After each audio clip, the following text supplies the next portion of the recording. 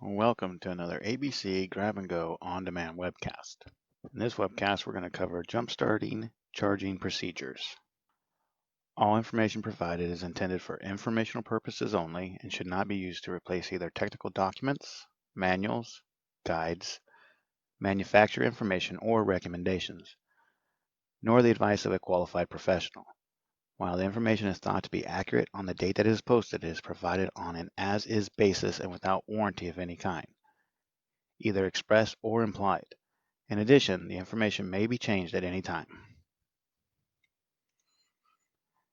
With many coaches being stored for extended periods, it may be necessary to jumpstart your coach. This procedure will assist technicians in the correct jump-starting procedures. Not following this procedure can lead to costly ECU damage, such as ECMs, ABS modules, and your ZR.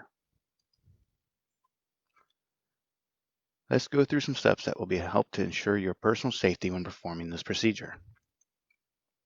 Park the coach on a level surface with the front wheel straight ahead. Apply the parking brake and shut down the engine. Turn off the battery master switch.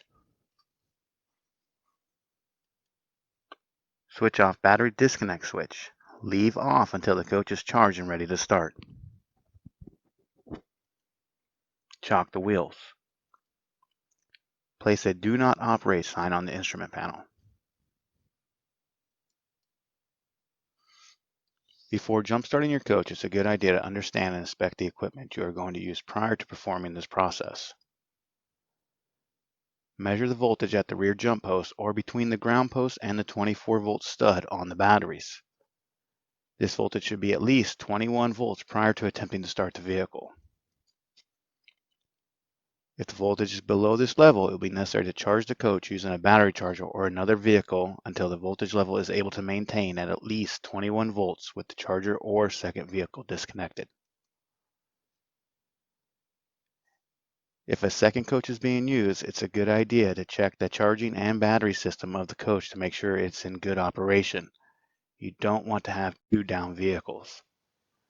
Inspect jump posts for corrosion or damage and looseness. If any damage or corrosion exists, this must be repaired before moving on.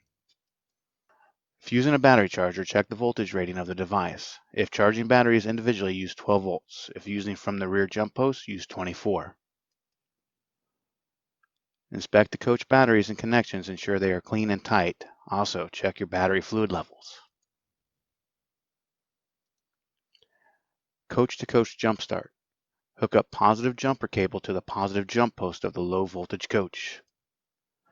Next, hook the other positive cable to the positive jump post of the hose coach. Hook up negative jumper cable to the negative jump post of the low voltage coach, and then hook the other negative cable to the negative jump post of the hose coach.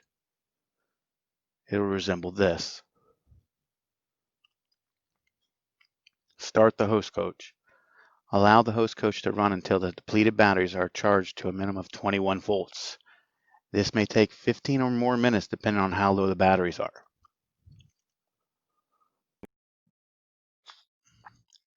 Do not power up the coach with depleted batteries until a minimum of 21 volts is seen at the jump post with cables disconnected, or damage can occur.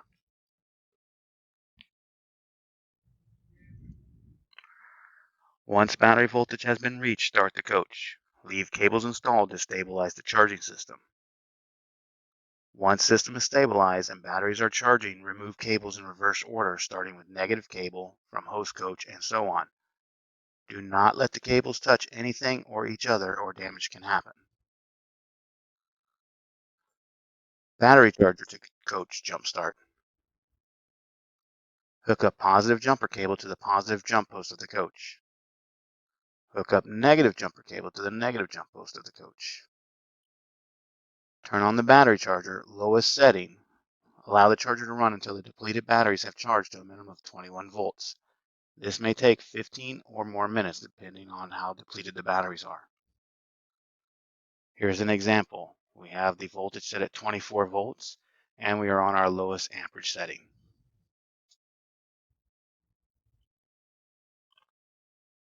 Battery charger to coach batteries.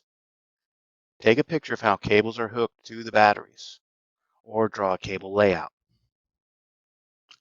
This picture here is just an example, as batteries may differ from each coach. Remove all cables from the batteries. Hook up positive cable to positive post of the battery to be charged. Hook up negative cable to the negative post of the battery to be charged. Turn on the battery charger to the lower 12-volt amp rating to allow slow charge. Allow the charger to charge until the depleted batteries has charged to 12.2 volts. This may take a while depending on how low the batteries are. Do not power the coach on with depleted batteries until this minimum voltage has been reached on both batteries, or damage can occur. Once battery voltage has been reached, move to the next battery for charging, if doing one battery at a time.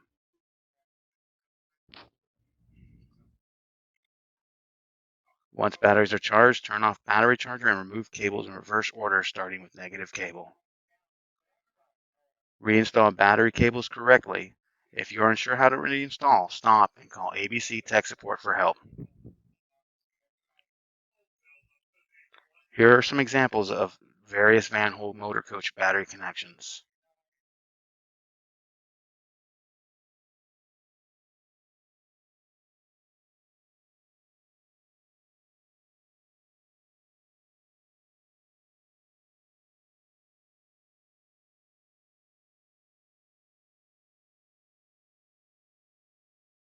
For questions regarding this webcast, please contact ABC Technical Service Department at 877-427-7278. Listen for prompts for coach technical support and select the appropriate option. Support is available at this number 24/7.